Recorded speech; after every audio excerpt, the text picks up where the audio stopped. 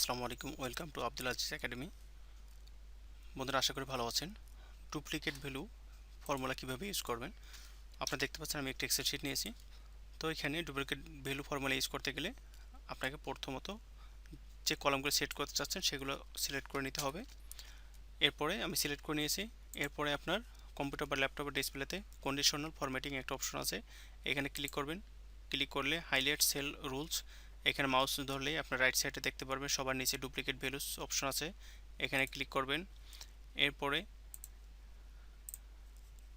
এরপরে আপনি এটা কি কালার করতে চাচ্ছেন, এখানে রেড কালার আছে, তারপরে ফিল উইথ ইয়েলো কালার বা dark yellow text, green fill with dark green text.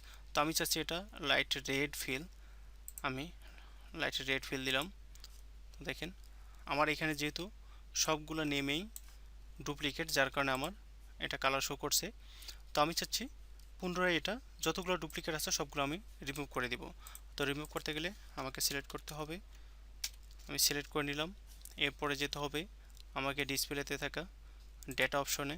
Data অপশনে গিয়ে আপনার রাইট সাইড দেখতে পারবেন রিমুভ ডুপ্লিকেটস, এই অপশনে আমি ক্লিক করব।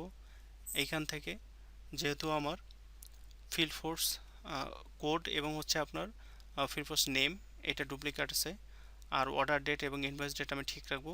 তো আমি এই দুটো উঠাই দিলাম। এরপরে ওকে প্রেস করব। বন্ধুরা দেখেন আমার এখানে কিন্তু যতগুলো ডুপ্লিকেট নেম এবং কোড ছিল সব কিন্তু রিমুভ হয়ে গেছে।